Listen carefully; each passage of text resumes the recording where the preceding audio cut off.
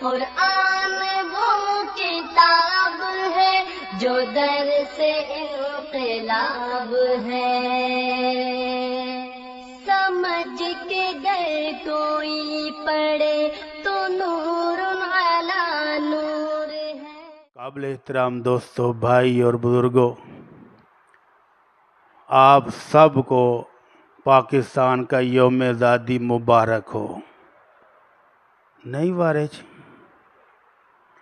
بڑا ٹلا جا بولے جی، نہیں چلو ٹھیک۔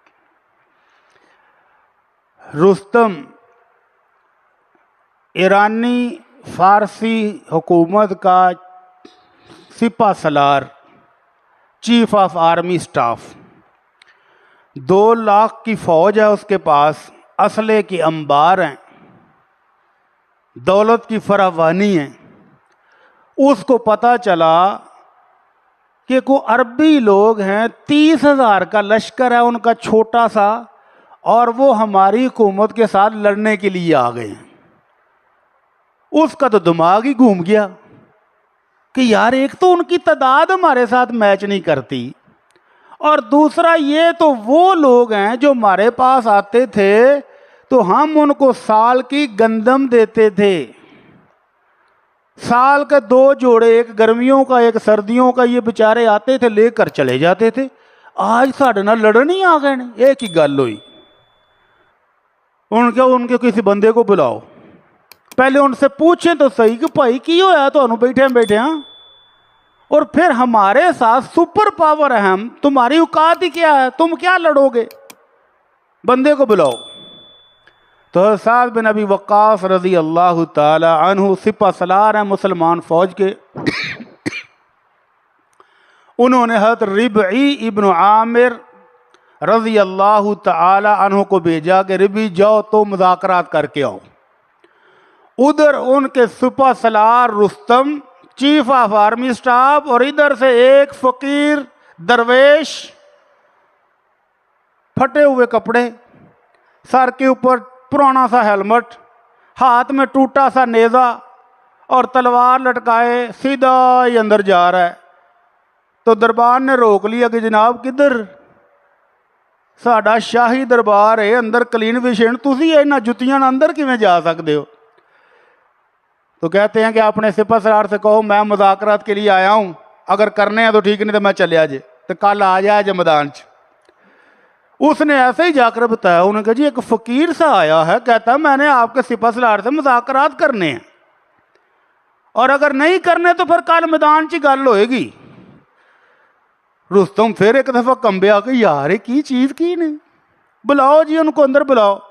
نیزہ ٹھوکتے ٹھوکتے ان کے قیمتی کلین سراغ کرتے کرتے رستم کے سامنے جا کر کھڑے ہو گئے، ہاں جی میں ہوں جی، مسلمانوں کی طرف سے آپ کے ساتھ مذاکرات کرنے کے لیے آیا ہوں۔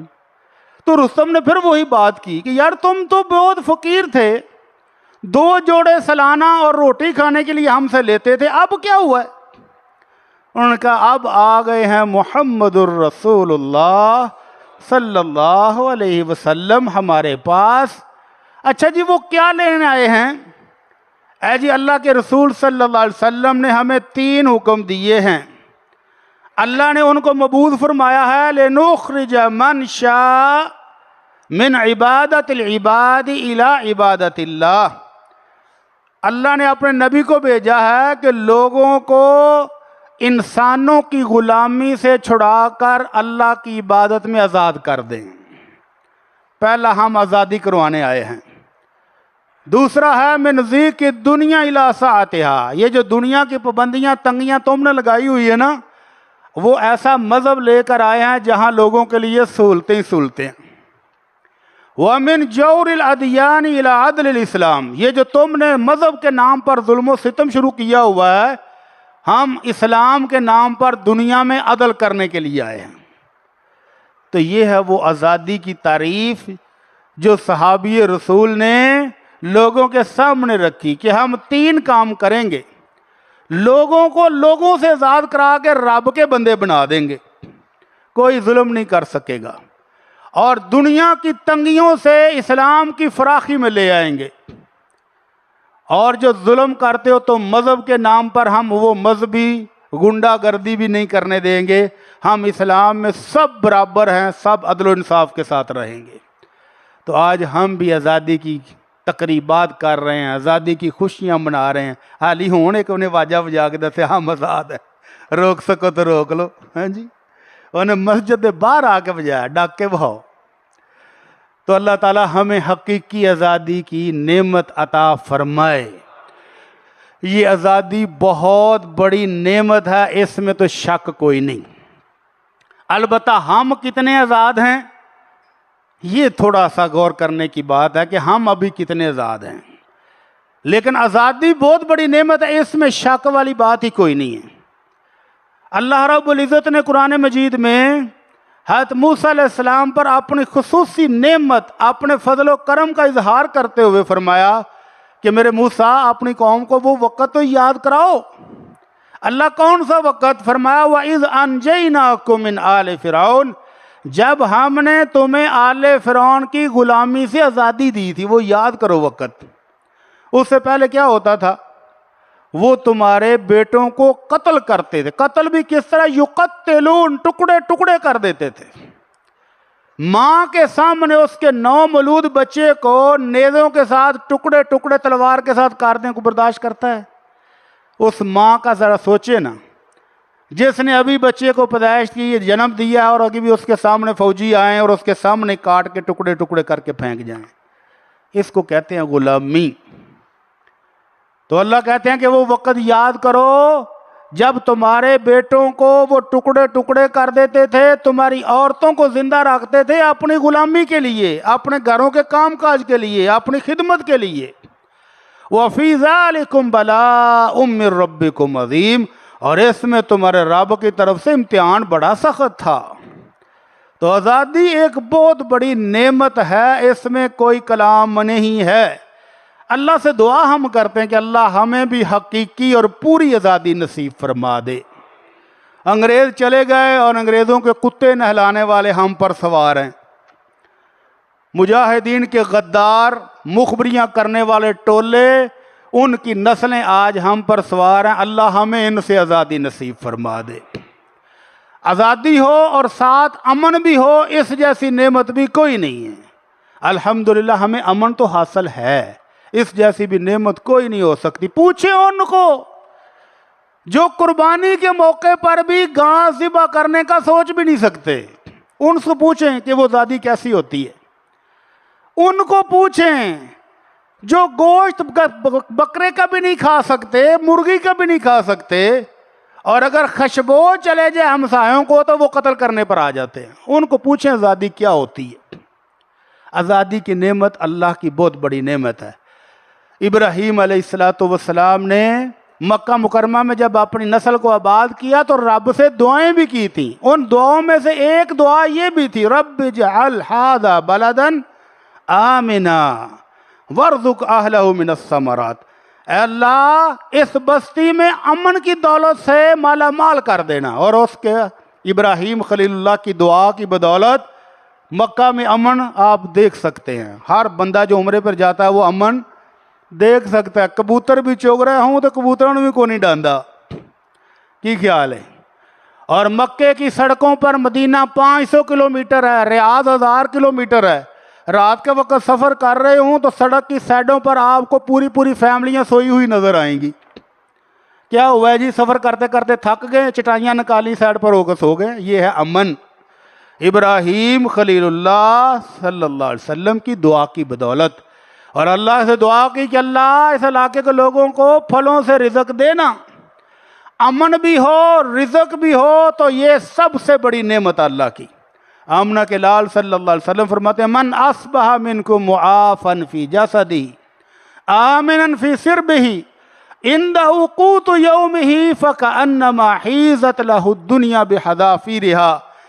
जो बंदा सुबह उठे तो सेहतमंद हो, अपने घर में अमन के साथ हो, ना किसी दहशतगर्द का डर, ना किसी डाकू का डर, ना किसी चोर का डर, ना कत्ल गारत का डर, अमन हो और उसके पास सिर्फ एक दिन की रोटी मौजूद हो, खजाने नहीं जोड़े, सिर्फ एक दिन की खुराक मौजूद हो, تو آپ نے فرمایا وہ تو ایسا بادشاہ ہے کہ اس کے گھر میں دنیا کی ساری نعمتیں جمع ہو گئی ہیں۔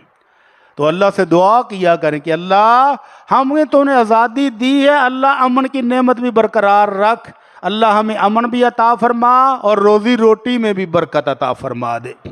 قابل احترام دوستو، بھائی اور بزرگوں، آزادی اور وطن، جن لوگوں کو پاکستان پسند نہیں نہ آتا، کہتے ہیں یار کیڑا وقت ہوئے تو نس جائیے تھو، واقعی کوئی شک نہیں، لاکھوں نوجوان بھاگ رہے ہیں یہاں سے، تنگ آئے ہوئے، ظلم و ستم سے، رشوت سے، بے ایمانی سے، فراڈ سے تنگ آئے ہوئے جا رہے ہیں، وگرنہ پاکستان سے نفرت کسی کو بھی نہیں ہے۔ ان سے پوچھیں جو یورپ میں بیٹھے ہیں، جو امریکہ میں بیٹھے ہیں، جو فرانس میں، اٹلی میں 25 سال سے وہاں بیٹھے ہیں، ان سے پوچھو کیا حال ہے، رو پڑیں گے کہ وطن یاد آتا ہے، لیکن جس دن ایئرپورٹ پر اترے اسی دن کانوں کو ہاتھ لگاتے ہیں کہ یار کتنے آ گئے ہیں۔ میرا ایک شاگرد ہے، اس کے والد صاحب بڑے سالوں سے امریکہ میں تھے، کہتا میں ابو سے منتیں کردا کہ ابو جی خاندان ہیں، پھوپھیاں نے، چاچے نے، انہوں دی اولاداں نے، صلہ رحمی بھی کرتے ہیں، چلو کدی عید تے ہی آ جاؤ، مل جاؤ، ایک دفعہ مل جاؤ پھر ٹر جائے جی۔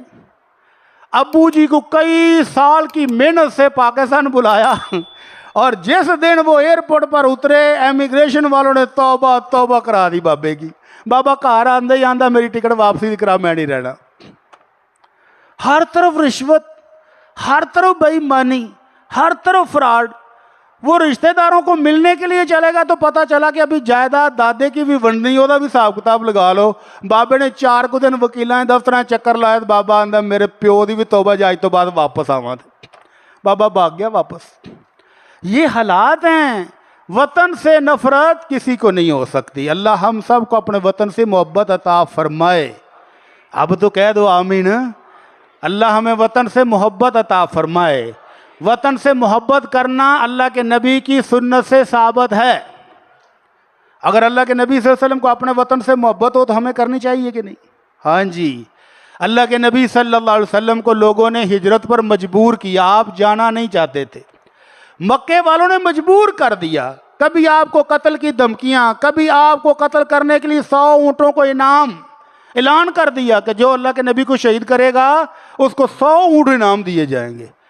اتنے تنگ حالات کہ ابو ذر غفاری مومن ہونے کے لیے آئے ہیں، بہادر ہیں، جوان ہیں، اپنے قبیلے کے سردار ہیں، لیکن حالات ایسے ہیں کہ یہاں مکے آ کر بھی اللہ کے نبی کے گھر کا ڈریس ڈرتے ہوئے نہیں پوچھتے۔ کتنے دن؟ 40 دن چھپ کر رہے۔ اتنی جرت نہیں پڑتی کہ کسی بندے کو پوچھ لیں کہ یہ اللہ کے نبی کا گھر کدھر ہے۔ ایسے حالات میں بالآخر اللہ نے 13 سال کے بعد یہ مشقت، یہ محنتیں، یہ آزمائشیں برداشت کرنے کے بعد اللہ نے اجازت جب دی تو اللہ کے نبی صلی اللہ علیہ وسلم مکے سے جاتے جاتے پیچھے مڑ کر دیکھا، مکہ کی بستی کو دیکھا، بیت اللہ پر نظر پڑی تو اللہ کے نبی کیا کہتے ہیں؟ واللہ انک لاحب ارض اللہ، اللہ کی قسم تو سب سے زیادہ پاکیزہ اور سب سے زیادہ محبوب زمین ہے اللہ کی نظروں میں۔ اور دوسری روایت میں فرمایا واللہ ان ما اطیب من بلد احبک الی، اللہ کی قسم تو سب سے پاکیزہ شہر ہے اور مجھے محبوب بھی بہت ہے۔ ولولا ان قومی اخرجونی لما خرجت، اور اللہ کی قسم اگر میری قوم مجھے مجبور نہیں کرتی تمہارے اندر سے نکلنے پر، میں کبھی تمہیں چھوڑ کر نہیں جاتا۔ یہ اللہ کے نبی صلی اللہ علیہ وسلم کی محبت ہے مکہ سے، مکہ کی بستی سے۔ اور جب مدینہ منورہ پہنچ گئے تو مدینہ منورہ بیماریوں کا گڑھ تھا۔ اللہ کے نبی صلی اللہ علیہ وسلم کی دعا سے پہلے یہ بیماریوں کا گڑھ تھا، اور جس کو بخار چڑھ جاتا تھا کڈ کڑا کے دیندہ سی۔ اما جی عائشہ رضی اللہ تعالیٰ عنہ کو پتہ چلا کہ ابو کو بخار ہے، ابو کی تیمارداری کرنے آئی تو ابو رو رہے ہیں بخار کی وجہ سے، اور اب مکہ کو یاد کر کر کے، اور شعر پڑھ رہے ہیں، ہائے وہ کب آئے گا مکہ کے پہاڑ، اور کب آئے گا بیت اللہ، کب میں مکہ جاؤں گا، رو رہے ہیں۔ ادھر سے نکلی تو دیکھا کہ بلال بھی مسجد میں بخار میں تڑپ رہے ہیں اور ساتھ وہ بھی رو رہے ہیں۔ بلال بھی کہہ رہا ہے ہائے اللہ کب مکے کے چشمے مجھے ملیں گے، وہ مکہ کی گھاس تک کو یاد کر رہے ہیں۔ गंजे खुश्क पहाड़ और उन पर थोड़ी थोड़ी जो घास उगती है उस घास को याद कर करके रो रहे हैं। तो अम्मा जी आयशा कहती है मैंने जाकर कहा अल्लाह के नबी आपके दोनों साहबी अपने वतन को याद करके रो रहे हैं। आज भी तुम किसी इटली वाले को फ़ोन करो, किसी फ्रांस वाले को करो, किसी यूनान वाले को करो, वो रो पड़ते हैं कि वतन याद बहुत आता है, लेकिन आने को करें क्या, आके करोड़ों रुपए लगा के यहाँ पर एक घर बनाते हैं और वो टैक्सों की भरमार है इतनी है कि वो घर बेचारे बेच के वापस चले जाते हैं। तो अम्मा जी ने कहा अल्लाह के नबी आपके दोनों साहबी अपने वतन को याद करके रो रहे हैं। तो अल्लाह के नबी सल्लल्लाहु अलैहि वसल्लम आए, हालचाल पूछा और फिर दुआ की, अल्लाहुम्मा हब्बिब इलैनल मदीना का हुब्बिना मक्का औ अशद। अल्लाह जितनी हमें मक्का मुकरमा से मोहब्बत है उससे ज़्यादा हमें मदीने से मोहब्बत अता कर दे, या मक्का जितनी तो कर दे, अल्लाह हमें महबूब बना दे, मक्का को मदीना हमारा महबूब बना दे। वन कुल हुम्मा इलल जुहफा, और अल्लाह मदीने के बुखार को यहूदियों की बसी जोफा में ले जा। उसके बाद इसका नाम था यसरब, बीमारियों का गढ़, फिर ये मदीना मुनव्वरा बना। अल्लाह के रसूल सल्लल्लाहु अलैहि वसल्लम की आमद के बाद आपकी दुआओं की बदौलत मदीना से मदीना मुनव्वरा बन गया। तो ये है वतन की मोहब्बत, अल्लाह के रसूल सल्लल्लाहु अलैहि वसल्लम की मोहब्बत, आपके सहाबा की मोहब्बत। और वतन की मोहब्बत ये है कि अल्लाह के नबी सल्लल्लाहु अलैहि वसल्लम सफ़र से वापस आते तो जब मदीना के पहाड़ दूर से नज़र आते हो, पहाड़ बहुत ऊंचा है, दूर से जब नज़र आना शुरू हो जाता तो अल्लाह के नबी अपनी सवारी को तेज़ करते कि अब मदीना आने वाला है। तेज़ करके सवारी को दौड़ाते हुए आते और कहते ऐ अल्लाह ओहद पहाड़ से भी हमें मोहब्बत है और ये ओहद पहाड़ हमसे मोहब्बत करता है। और मदीना शहर की तरफ सवारी को तेज़ करके पहुँचते कि ये मदीना हमारा महबूब शहर आ गया है। तो ये है वतन की मोहब्बत, इससे हमें मोहब्बत करनी चाहिए। अल्लाह ताला हमें अपने वतन से मोहब्बत अता फरमाए। अल्लाह रब्बुल इज़्ज़त ने कुरान मजीद में एक ख़ास बस्ती का तज़किरा किया जिसको कहते हैं सबा। पूरी सूरत है कौम सबा के ऊपर। अल्लाह रब्बुल इज़्ज़त फरमाते हैं कि इस बस्ती को हमने बहुत नवाजा था। 2 बाग थे, एक शमाल में एक जनूब में, फलों से लदे हुए, रिज़्क़ की फरावानी, हर तरफ से रिज़्क़ खुला, अमन की दौलत, रिज़्क़ की भी दौलत हर तरफ से। और अल्लाह कहते हैं फ़कुलू कुलू मिन रिज़्क़िल्लाह मिन रिज़्क़ि रब्बिकुम वश्कुरू लहू बलदतुन तय्यबतुन व रब्बुन गफूर। लोगो ये जो वाफर रिज़्क़ अल्लाह ने दिया ये खाओ, लेकिन अल्लाह का शुक्र भी अदा करो। अल्लाह ने ये तुम्हें पाकीज़ा शहर दिया है और बख्शने वाला रब ऊपर मौजूद है, तो शुक्र करो। बहुत नेमतें हैं, लेकिन इस कौम ने नशुक्री की इंतहा कर दी। जब अल्लाह की नशुक्री की तो अल्लाह ने वो सारे बागात जो थे फलों से लदे हुए सब तबाह बर्बाद कर दिए और ये बस्ती दुनिया से मिट गई, ख़त्म हो गई। तो इसलिए अल्लाह का शुक्र करना चाहिए। शुक्र बाजे बजाने से नहीं होगा, शुक्र किसी और चीज़ से, वो भी मैं बताता हूँ कि शुक्र कैसे करते हैं। ये जो नौजवान नस्ल हैं, छोटे छोटे बच्चे जिनको हम अपने पैसे लगा के बाजा खरीद देते हैं, तो ये गलत करते हैं। ये बाजे बजाने को शुक्र तो नहीं है। किसी बच्चे को जो बड़ा भी हो चुका है, कॉलेज यूनिवर्सिटी, उसको भी पूछ के देखें कि पाकिस्तान कैसे बना हो गया, बाजे बजा के बने। लो, हुकूमती सरपरस्ती में साइकिल रेस हो रही है जी, मोटरसाइकिल रेस हो रही है। लो, ये शुक्र है। अल्लाह का शुक्र अदा करें। और हमारे दोस्त यूसुफ सराय साहब ने आज ही एक वाक़या लिखा है, यासिन ज़फ़र साहब प्रिंसिपल जामिया सल्फिया फैसलाबाद के हवाले से। वो कहते हैं हम मदीना यूनिवर्सिटी में पढ़ते थे तो हज के दिनों में हमारी ड्यूटी लगी कि पाकिस्तानी हाजियों की खिदमत करें, उनके खिदमत के लिए आप निकलें बाहर और अगर किसी को ज़रूरत हो तो पूछें। तो कहता एक दिन हम गश्त पर थे तो एक अम्मा गुमशुदा मिल गई। अम्मा को पूछा किधर रहते हो, किधर है होटल तेरा? तो अम्मा को ले के होटल जा रहे थे तो रात सारी गुजर गई, सहरी का टाइम हो चुका था, अम्मा गुम हुए, पता नहीं कब सी गुम थी। तो कहते हैं सहरी के टाइम चलते चलते जब सामने मस्जिद नबवी नजर आई तो अम्मा मस्जिद की तरफ चल पड़ी। तो यासिन ज़फ़र साहब कहते हैं कि मैंने कहा अम्मा हुण अपने होटल च नहीं जाना। आंधी वे पुत्र खलो जा, मेरी सारी जिंदगी का ये मामूल है, जब से पाकिस्तान आई हूँ इंडिया से हिजरत करके आई थी। इनको पता है आज़ादी क्या होती है। اماں کہتی جب سے پاکستان آئی ہوں ہر روز تہجد کے وقت 2 نفل پڑھ کے قائد اعظم کے لیے جنت کی دعا کرتی ہوں۔ ان کو پتا ہے کہ آزادی کیا ہے۔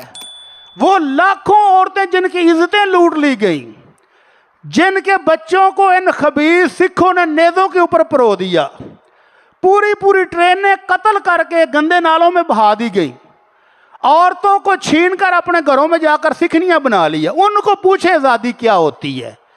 ہم نے تو ان کو بڑے بڑے سکھوں کے گردوارے بنا کے دیے ہیں نا، میلوں لمبے، جی مامے دے پتر ہوندے نے۔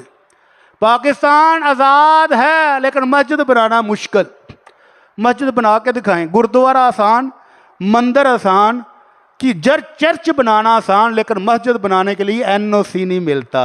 یہ ہے آزاد۔ اس لیے میں کہتا ہوں دعا کریں کہ اللہ ہمیں حقیقی آزادی عطا فرما دے۔ تو اللہ کے نبی صلی اللہ علیہ وسلم لوگوں کو حقیقی آزادی دلوانے کے لیے آئے تھے، اور اللہ کہتا ہے میرا شکر کرو، لئن شکرتم لازیدنکم، اگر شکر کرو گے تو میں تمہیں نعمتیں اور بھی عطا فرماؤں گا، اور اگر تم نے شکر نہیں کیا تو پھر ان عذابی لشدید، میری پکڑ بھی بڑی سخت ہے۔ اللہ ہمیں اپنی پکڑ سے بچا لے، اللہ ہمیں اپنے عذاب سے بچا لے۔ تو اللہ تو خود کہتا ہے ما یفعل اللہ بعذابکم ان شکرتم وآمنتم۔ لوگو اللہ نے کوئی تمہیں عذاب دینے کی ضرورت ہی کیا ہے؟ اگر تم شکر گزار ہو جاؤ اور ایمان لے آؤ تو اللہ تمہیں عذاب نہیں دے گا، لیکن اگر تم مومن نہیں بنو گے، شکر نہیں ادا کرو گے تو پھر پکڑ آئے گی۔ تو اللہ تعالی ہمیں آزادی کی نعمت پورے اور حقیقی معنوں میں عطا فرمائے۔ اللہ کے نبی صلی اللہ علیہ وسلم کے دور میں غلام تھے، لوگوں کے غلام، اور اللہ کے نبی نے ان کو آزاد کرنے کی ترغیب دلائی۔ آپ نے فرمایا من آتق رقبۃ مؤمنہ، جس بندے نے کسی مسلمان کو غلامی سے نجات دلائی، پیسے خرچ کیے اور اس بندے کی غلامی سے اس کو آزاد کر دیا، جو بھی اللہ کی راہ میں جہاں چاہو جا کر اللہ کے دین کی بات کرو۔ فرمایا آتق اللہ بکل عضو منہ عضوا من النار، اللہ اس بندے آزاد کرنے والے کے ایک ایک عضو کو، آنکھ کے بدلے آنکھ، کان کے بدلے کان، ہاتھ کے بدلے ہاتھ، پاؤں کے بدلے پاؤں، حتیٰ فرجہ بفرجہ، حتیٰ کہ اس کی شرمگاہ کو بھی اللہ جہنم کی آگ سے آزاد کر دے گا۔ یہ ہے فضیلت آزاد کرنے کی۔ اللہ کے نبی صلی اللہ علیہ وسلم سے پوچھا گیا ای العمل افضل، اللہ کے نبی سب سے افضل عمل کیا ہے؟ آپ نے فرمایا ایمان باللہ و جہاد فی سبیل اللہ، سب سے اعلیٰ اور افضل عمل اللہ پر ایمان لانا اور اس کی راہ میں جہاد کرنا ہے۔ آپ سے پوچھا گیا اللہ کے نبی ای الرقاب افضل، کون سا غلام ہم آزاد کریں تو زیادہ ثواب ہوگا؟ آپ نے فرمایا اعلیٰ ثمنا وانفسها عند اہلها، جو اپنے مالکوں کے ہاں بہت پیارا غلام ہو اور مہنگا ہو، اس کو آزاد کرو تو اللہ تمہیں بڑا اجر و ثواب دے گا۔ تو اللہ کے نبی صلی اللہ علیہ وسلم نے اپنی زندگی میں بہت سارے طریقوں سے غلاموں کو آزاد کرایا۔ کس طریقے سے؟ اللہ کے نبی صلی اللہ علیہ وسلم کی شریعت آئی تو فرمایا جو غلطی سے کسی مسلمان کو قتل کر بیٹھے تو وہ ایک غلام آزاد کرے، جو جھوٹی قسم کھا بیٹھے 10 مسکینوں کو کھانا کھلائے، یا ان کو کپڑے دے دے، یا 3 روزے رکھے، یا ایک غلام آزاد کر دے۔ جو اپنی بیوی کو کہہ بیٹھے تو میری ماں لگیں اور مقصد ہو طلاق دینا، تو وہ بھی ایک غلام آزاد کرے۔ تو اللہ کے نبی صلی اللہ علیہ وسلم نے غلاموں کو آزادی دلوانے کے لیے مختلف طریقے رائج کیے، حتیٰ کہ فرمایا انما الصدقات للفقراء والمساکین والمؤلفۃ قلوبہم۔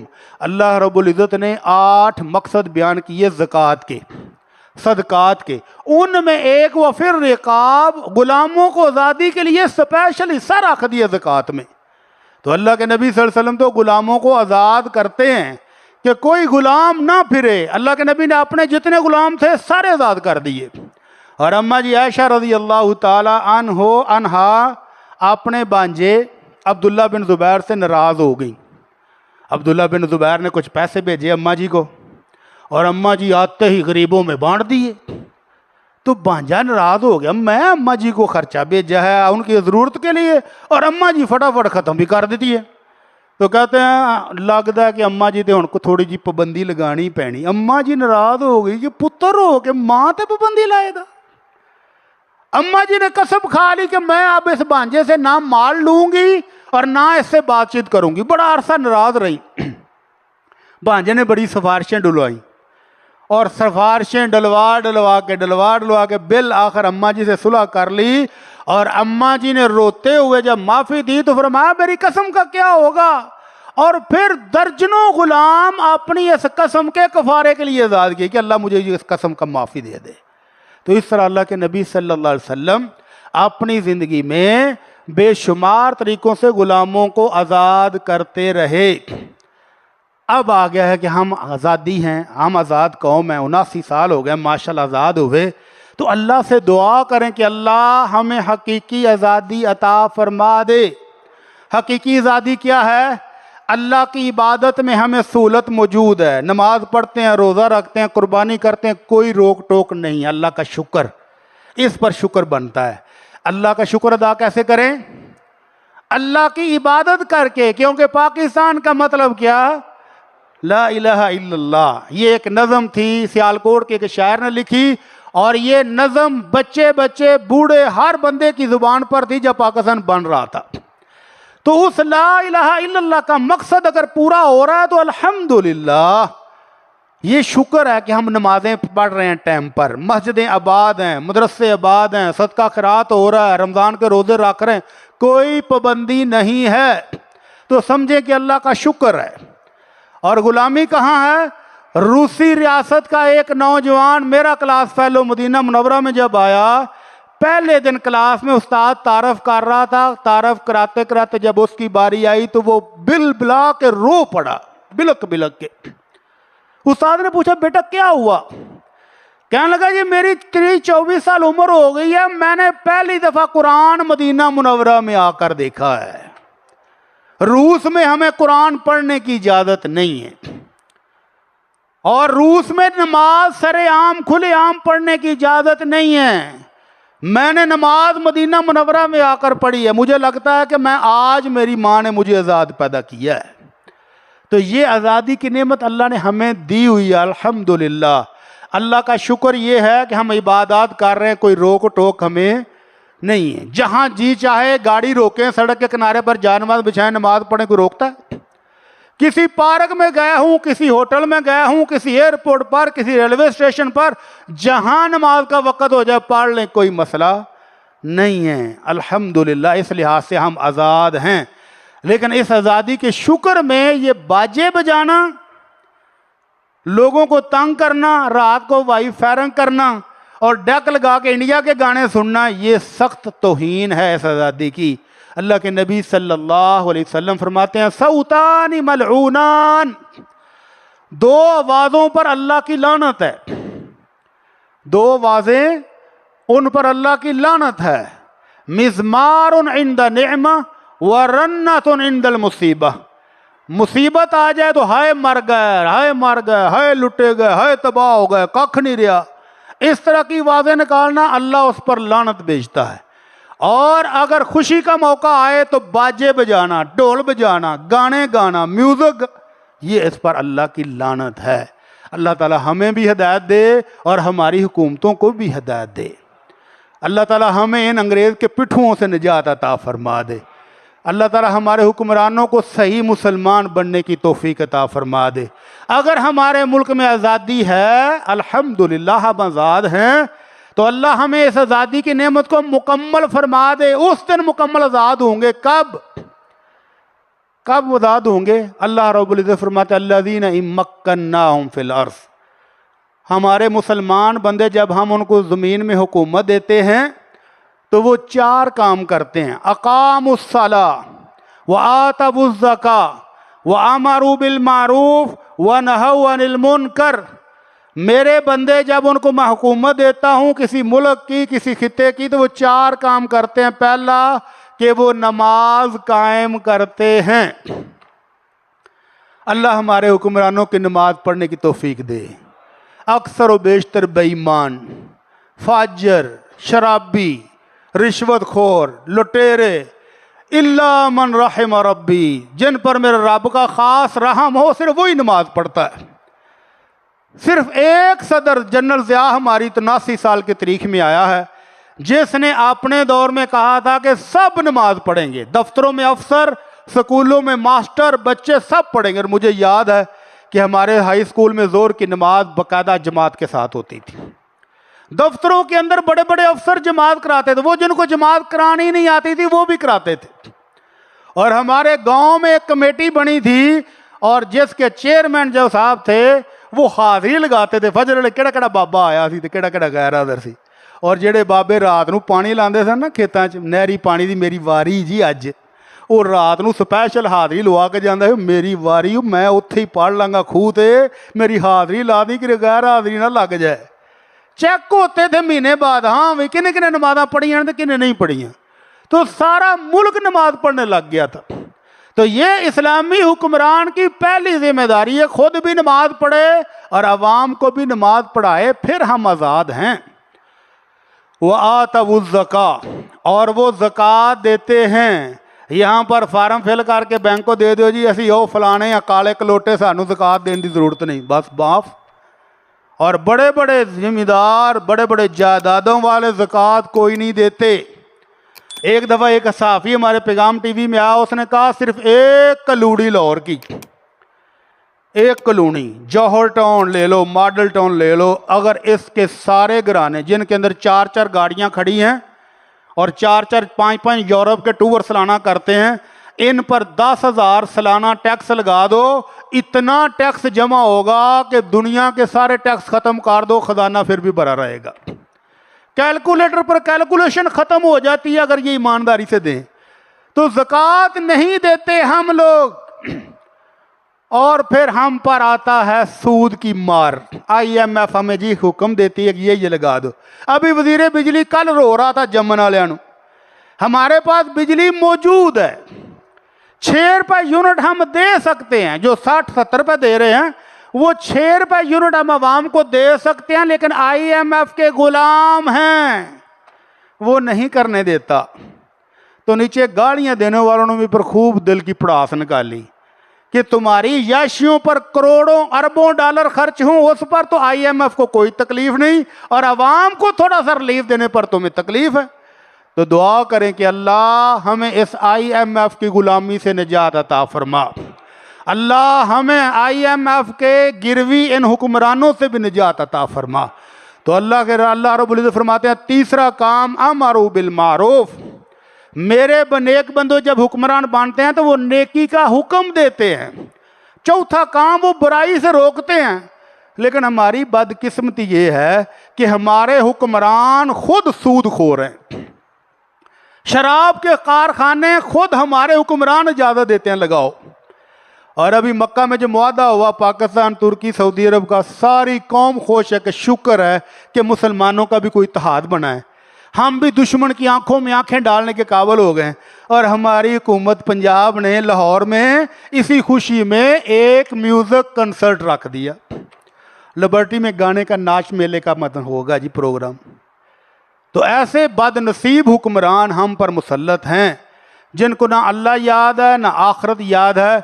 हमें रिश्वत की मार वर्जी हुई है, दुनिया में ईमानदारी में हम सबसे निचले नंबर पर। और इसमें सिर्फ हुक्मरान नहीं है, हम में से हर बंदा जिदा जिथे चक पै जांदा वो कोई माफ़ी नहीं देंदा। सगे भाई को माफ़ नहीं करते, सगी बहन को माफ़ नहीं करते, वालदैन को माफ़ नहीं करते। अल्लाह रहम फरमा दे, हम इतने संग दिल हो गए। बूढ़ी माँ बिस्तर पर पड़ी है और बेटा ये सवाल पूछ रहा है, बेटी ये सवाल पूछ रही है कि इस बूढ़ी माँ जो चारपाई पे बेहिस फालज ज़दा बीमारियों का गढ़, इस पर मैं अपनी आमदन से खर्च करूं या जो अम्मा का माल बैंक में अकाउंट में पड़ा है वो कढ़ा के अम्मा दे खर्च करा। इन्ना लिल्लाहि व इन्ना इलैहि राजिऊन। गल समझ नहीं आई हैं? भी मालदार है बेटा भी बेटी भी, माँ की खिदमत करने की बजाय पूछते हैं कि पहले अम्मा दे पैसे हड़प कर लीए कि पहले अपने खर्च करिए। تو یہ مسلمان ملک اس وقت بنے گا، آزاد ملک اس وقت بنے گا جب ہم میں سے ہر بندہ اپنا حصہ ڈالے گا۔ صرف حکمرانوں کو گالیاں دینے سے کچھ نہیں ہوگا۔ ہر بندہ جہاں ہے رشوت لینا چھوڑ دے، سچ بولنا شروع کر دے، نماز پڑھنی شروع کر دے، بے نمازوں کو کہنا شروع کر دے، برائی سے روکنا شروع کر دے، واجے وجنے بند ہو جائیں، اللہ کا شکر ادا کرنے والوں کی کثرت ہو جائے تو ہم آزاد ہیں۔ اللہ تعالی ہماری اس آزادی کو برقرار رکھے، اللہ ہمیں مکمل آزادی عطا فرما دے، اللہ ہماری اس آزادی کی نعمت میں اپنی رحمتیں شامل فرما دے، اللہ اپنا فضل و کرم شامل فرما دے، اللہ ہمارے حکمرانوں کو ہدایت نصیب فرما دے۔ وما علینا الا البلاغ المبین۔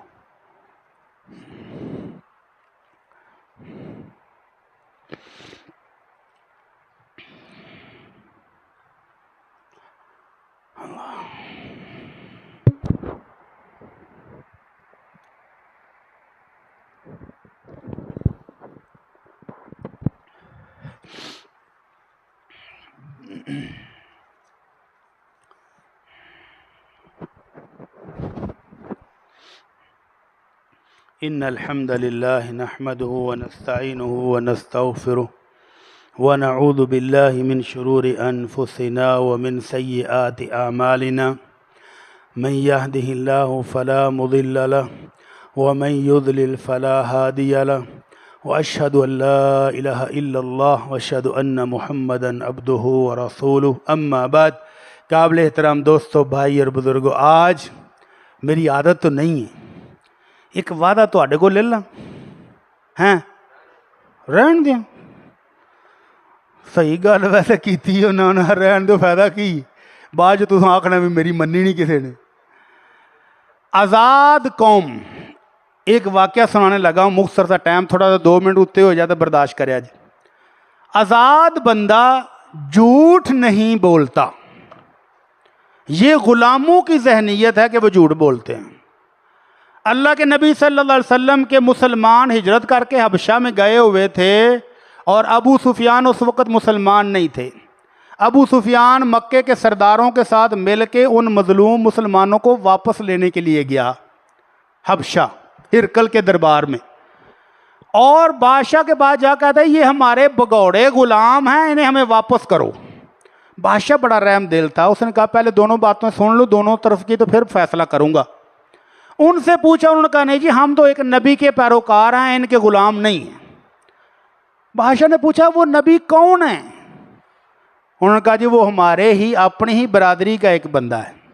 کیا حکم دیتا ہے؟ جی وہ پاک دامنی کا حکم دیتا ہے، نماز پڑھنے کا حکم دیتا ہے، رحم دلی کا حکم دیتا ہے، صلہ رحمی کا حکم دیتا ہے، اچھے اچھے اخلاق سکھاتا ہے۔ اچھا جی اس کے پیروکار بڑھ رہے ہیں کہ کم ہو رہے ہیں؟ ہے جی ودتے پن دن بدن۔ تو وہ کہتا ہے یہ حق بات جب دنیا میں آتی ہے تو اس کے پیروکار بڑھتے ہیں، کم نہیں ہوئے کبھی۔ بادشاہ نے پوچھا تمہاری کبھی جنگ بھی ہوئی ہے اس کے ساتھ؟ ہاں جی جنگیں بھی ہوئی ہیں۔ پھر کیا رزلٹ لگا؟ کبھی وہ جیت گیا، کبھی ہم جیت گئے۔